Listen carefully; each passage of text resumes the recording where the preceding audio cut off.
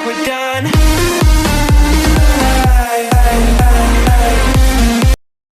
Hello and welcome to Tech Chargers, and this is our Excel series. And in this series, we have already covered the topic like how to create a table, how to enhance that table using conditional formatting, and formats, alignments, background fillers. साथ ही हम कुछ formulas भी अब तक पढ़ चुके हैं और आज की क्लास में हम पढ़ने वाले हैं सिर्फ एक फॉर्मूला और साथ ही इंसर्ट बार पर अवेलेबल टूल्स का। तो चलिए स्टार्ट करते हैं। आज का हमारा पहला फॉर्मूला है, वो फॉर्मूला है मल्टीप्लिकेशन का, कि इस एक्सेल टेबल में कैसे मल्टीप्लिकेशन फॉर्मूला का यूज करते हैं। तो एक्सेल टेबल में मल्टीप्लिकेशन फॉर्मूला को प्रोडक्ट कहा जाता है, जो कि आपको पता ही होगा। प्रोडक्ट यानी कि दो नंबर्स या दो से ज्यादा नंबर्स का मल्टीप्लिकेशन। ये हमारा पहला क्वेश्चन भी है, using of product formula for calculate amount. तो हमें अमाउंट कैलकुलेट करना है। एक्सेल में कोई भी फॉर्मूला इक्वल टू से स्टार्ट होता है, PRODUCT, प्रोडक्ट। टैब किया मैंने, ये नंबर 1 को चूज किया, जैसा जैसा वो बोले बस उन्हें चूज कर लो। ये नंबर 2 को एंटर किया, ये मेरा प्रोडक्ट निकल के आ गया। मैं इसे ड्रैग कर दूंगा, बट आपको ड्रैग नहीं करना है, आप लोगों को प्रैक्टिस करनी है।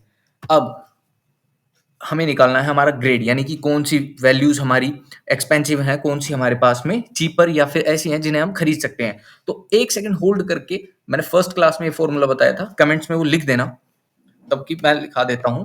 इफ हमारा वो फॉर्मूला होता है जब हमें ग्रेड्स निकालने हो किसी चीज के, तो अगर हमारी वैल्यू बड़ी है 50,000 से, तो हम उसे लेंगे एक्सपेंसिव की कैटेगरी में। अदरवाइज हम उसे कर लेंगे लेट्स बाय इट। और ये कॉमा बंद, फॉर्मूला कंप्लीट। तो हमारे पास में हमारी वॉशिंग मशीन एक्सपेंसिव है। अब मैं कर दूंगा इसे ड्रैग, आप लोगों को ड्रैग नहीं करना। मैं बार बार एक ही बात बोलता हूँ, बिकॉज रिवीजन जरूरी है। जब तक खुद पे कंट्रोल ना आ जाए, खुद का माइंड में सेट ना हो जाए फॉर्मूला, तब तक ड्रैग नहीं करना। मैंने ड्रैग किया तो हमारे पास में 3 ऐसी प्रोडक्ट्स हैं जो हमारे पास में एक्सपेंसिव नहीं है, जिन्हें हम बाय कर सकते हैं। अब दोबारा से एक फॉर्मूला रिवीजन, की वो कौन सा फॉर्मूला होता है जिससे कि हम किसी भी कॉलम के अंदर लिखी हुई वैल्यूज को काउंट कर सकते हैं। तो वो होता है हमारा काउंट ए। जब हमें कॉलम्स काउंट करने हो तो सिर्फ काउंट, जब कॉलम के अंदर वैल्यू लिखी हो तो count A equal to count A. Tab किया मैंने और मेरी सारी की सारी आइटम्स को चूज कर लिया और एंटर किया, तो 10 आइटम हमारे पास में अवेलेबल हैं। अब आ जाता है हमारा आज का दूसरा कंडीशनल फॉर्मूला। पहला हमारा इफ है, दूसरा उसके बाद में हमारा ये है। तो अब हमें बोला हुआ है कि कितने आइटम्स 20 से बड़े हैं और कितने 20 से छोटे। ये ऊपर आपको हिंट दिखा रखी है, प्रोडक्ट को हटा दो।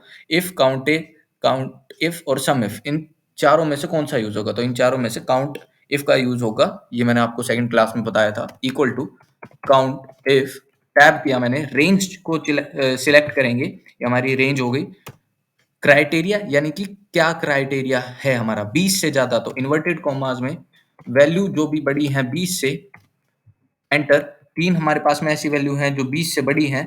अब दोबारा लगाता हूं काउंट इफ, टैब, दोबारा से रेंज को सिलेक्ट करूंगा। एक बारी में आप 2 को नहीं निकाल सकते हैं, कुछ फॉर्मूलाज में ही एक बारी में 2 फॉर्मूला लग सकते हैं, सभी में नहीं लगते हैं। अब हमें निकालना है वैल्यूज जो 20 से छोटी हैं। तो एंटर किया, 6 वैल्यूज ऐसी हैं जो 20 से छोटी है, 3 ऐसी हैं जो 20 से बड़ी हैं। अरे ये तो 9 हुई, तो 10वीं कहाँ है? 10वीं हमारी खुद 20 है। अब हम आ जाते हैं हमारे आज के टूल पे, यानी कि इंसर्ट पर अवेलेबल हम पिक्चर्स कैसे अपलोड करें। हमें अगर हमारा कंपनी लोगो दिखाना है बैकग्राउंड में, या फिर साइड में यहाँ पर कोई भी डेटा शो करने के लिए डेटा दिखाना है, तो कैसे दिखाएंगे? तो उसके लिए हम इंसर्ट पे आते हैं। पहले हम लगाएंगे पिक्चर, कोई भी पिक्चर लगानी है तो चाहे तो वो इस डिवाइस पे अवेलेबल हो, स्टॉक इमेज हो जो आप सर्च कर सको, डिलीट हो चुकी हो, तो ऐसी इमेजेस को आप यहाँ पर लगा सकते हैं। जैसे मैं यहाँ पर मेरे कंप्यूटर पर अवेलेबल इस पिक्चर का यूज करते हैं, तो ये यहाँ पर मैं मेरी फोटो ले आया, इसको साइज में थोड़ा सा डिक्रीज कर देते हैं। हालांकि पिक्चर फॉर्मेट, जब जब जैसे अभी हमने पिक्चर खोली है, जब मैं कोई शेप लगाऊंगा तो वहां शेप फॉर्मेट खुल के आ जाएगा। आइकन लगाऊंगा तो आइकन या शेप फॉर्मेट दोबारा से खुल के आ जाएगा। यहाँ से मैं अपनी पिक्चर की हाइट और विड्थ को खुद से कंट्रोल कर सकता हूँ। चाहो तो वो पिक्चर मेरी लोगो हो या कोई भी पाई चार्ट हो, वो डिपेंड करता है मुझ पे। मैं क्रॉप भी कर सकता हूँ। यहाँ पर ये मेरा क्रॉप का ऑप्शन खुल के आ गया है। जैसे बस इतनी सी ही पिक्चर मुझे शो करनी है, सिर्फ मेरा फेस। तो ये सारे ऑप्शन हमारे पास में अवेलेबल होते हैं। मैं चाहे तो इस पिक्चर के बॉर्डर्स जो हैं उन्हें भी थोड़ा सा लुक चेंज कर सकता हूँ, जैसे ये दिख रहा होगा थोड़ा सा नीचे शेडोइश बॉर्डर आ गया। मैं इसका कलर भी चेंज कर सकता हूँ यहाँ पर। ये मुझे अच्छा लग रहा है तो ये मैंने कलर लगा दिया थोड़ा सा स्टाइलिश कलर। अब ऐसे ही मैं ऐसे ही इसके अंदर शेप्स को भी ला सकता हूँ। जैसे ये हमारे पास में शेप अवेलेबल है, मैं शेप पे क्लिक करूंगा, कोई भी एक शेप को उठा लूंगा और वो शेप यहाँ ड्रैग कर दूंगा। तो देखो शेप फॉर्मेट खुला है, इसमें हम अपनी मर्जी से वर्ड्स भर सकते हैं, टेक्स्ट भर सकते हैं। यहाँ पर बस क्लिक करो और मैं जैसे यहाँ लिखता हूँ, ये मैंने गया टेक्स्ट, यहाँ यहाँ लिखते हैं टेक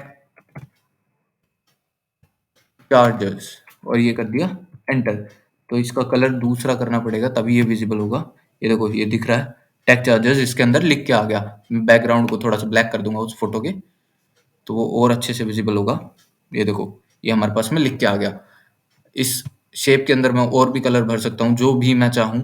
जैसे यहाँ ये पर्पल कलर भरा और इस देखो अब इसमें भी सेम इस शेप की साइज को मैं अपनी मर्जी से साइज और विड्थ हाइट सबको मैं अपनी मर्जी से घटा या बढ़ा सकता हूँ।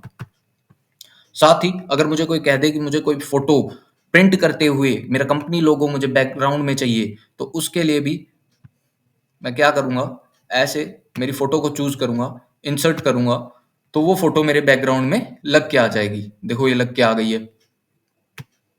अब हम अगला पढ़ने वाले कोई चार्ट अगर हमें बनाना हो तो Ctrl+Z से मैं इन सबको वैनिश कर देता हूँ, इन्हें तो रहने देता हूँ।